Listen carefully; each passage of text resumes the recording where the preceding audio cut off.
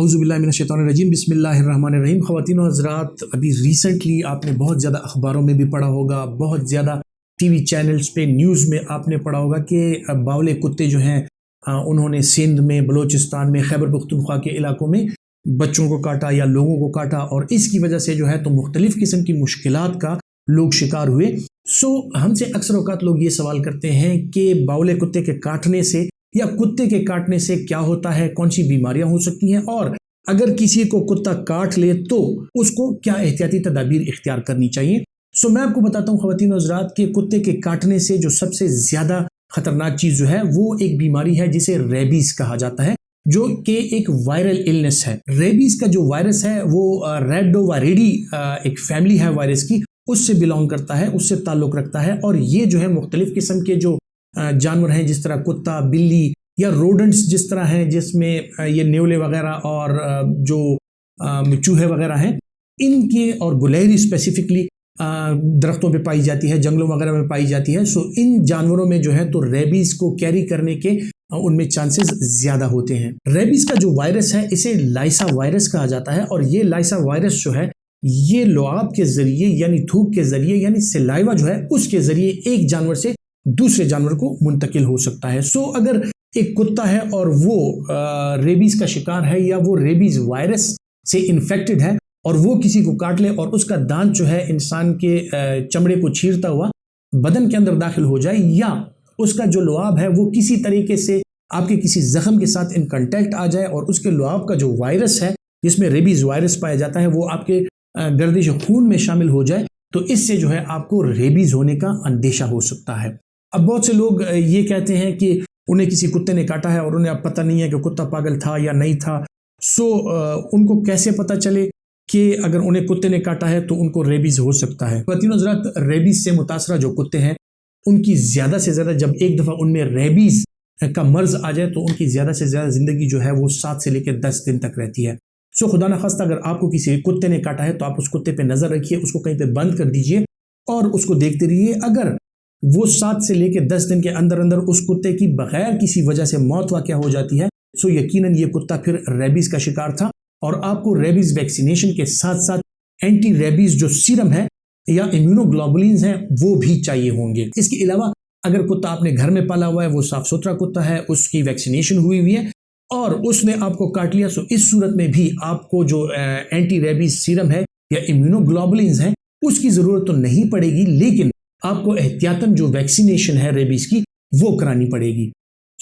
Vaccination जो है वो नॉर्मली उन लोगों के लिए भी बेहतर है जो कि कुत्ते पालने का शौक रखते हैं या जो कि ऐसी जॉब में है कि उनका कुत्तों वगैरह से या इस तरह के जानवरों से वास्ता पड़ता हो कि उनको उनके काटे जाने का अंदेशा रहता है और उनमें रेबीज़ के जरासीम पाए जा सकते हैं। जिस तरह के हमारे वेटरनरी डॉक्टर्स हैं, वेटरनरी असिस्टेंट्स हैं जो कि इन जानवरों की देखभाल करते हैं, इनका इलाज करते हैं, या हमारे वो स्टाफ जो कि इन कुत्तों वगैरह को रास्तों में पकड़ के और गाड़ियों में डाल के कमेटी के जो अरकान हैं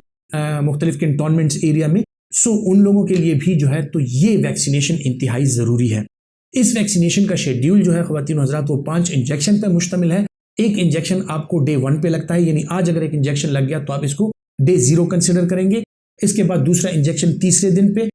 तीसरा इंजेक्शन जो है 1 हफ्ते पे यानी डे 7 पे, चौथा इंजेक्शन जो है अगले हफ्ते डे 14 पे, और फिर 1 हफ्ता छोड़ के और डे 28 पे आपको 5वां इंजेक्शन जो है वो लगेगा, और ये आपकी रेबीज़ की वैक्सीनेशन जो है वो कंप्लीट हो जाती है। रेबीज़ की वैक्सीनेशन उन लोगों के लिए ज़्यादा मौजू है जो लोग शिकार पे जाते हैं, जो चलते फिरते हैं, या उनका एक्सपोजर जो है वो ज़्यादातर होता है इन जानवरों को, तो उनके लिए ज़रूरी है कि वो ये रेबीज़ वैक्सीनेशन करवा लें। रेबीज़ की अलामात क्या है अगर आपको कुत्ते ने काटा है?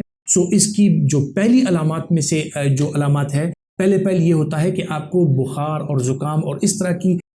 जो एक प्रोड्रोमल फेज जिसे कहा जाता है, आपको ये इस तरह की बुखार किस्म की अलामात होती हैं जिसमें आपका बदन दुखता है, आपके पट्टे दुखते हैं, आपके जोड़ दुखते हैं। इसके अलावा एक एक्साइटेटरी फेज आती है, और इस फेज में जो है तो जिस जगह पे आपको कुत्ते ने काटा है या किसी जानवर ने काटा है, उस जगह पे आपको टिंगलिंग सी और सुइयां चुभना ये महसूस होता है, और आहिस्ता आहिस्ता से ये सेंसेशन जो है ये पूरे बदन में फैलती चली जाती है, और कुछ दिनों में तकरीबन 3 से 5 दिनों में ये पूरे बदन में फैल जाती है। और इसके बाद जो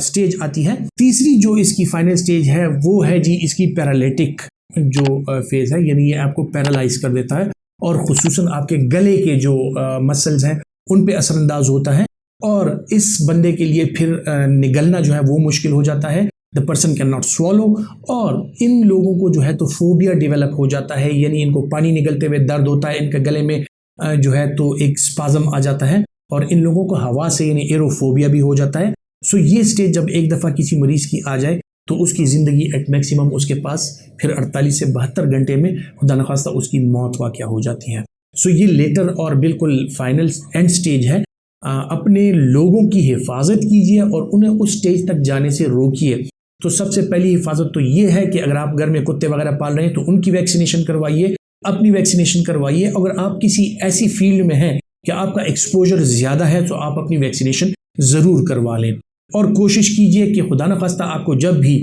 इसी तरह का कोई जख्म आता है, कुत्ता वगैरह या इस तरह का कोई जानवर काट लेता है, तो अपने डॉक्टर से ज़रूर मशवरा कीजिए कि आपको कहीं इम्यूनोग्लोबुलिन्स या इसके अलावा वैक्सीनेशन की ज़रूरत तो नहीं है। जैसे ही आपको कुत्ता काट ले उस जख्म को बार बार साफ पानी और साबुन से धोना चाहिए, तब तक जब तक आप अपने डॉक्टर के पास नहीं पहुंच पाते। अक्सर औकात देखा गया है कि कुत्ता अगर काट ले तो जख्म आ जाता है और बहुत से लोग उस जख्म को स्टिच कर लेते हैं, जो प्रैक्टिशनर्स वगैरह हैं। सो ऐसा बिल्कुल नहीं करना चाहिए। ये इन्फेक्टेड वुंड्स होती हैं, इसको ओपन रखना चाहिए, इसकी बार बार डिब्राइडमेंट और बार बार वॉशिंग होनी चाहिए और इसकी बार बार ड्रेसिंग होनी चाहिए और इसी तरह आपको इम्यूनोग्लोबुलिन्स और जो वैक्सीनेशन है वो करानी चाहिए ताकि आप रेबीज से महफूज रह सकें। अपना बहुत सा ख्याल रखिएगा। अल्लाह हाफिज़।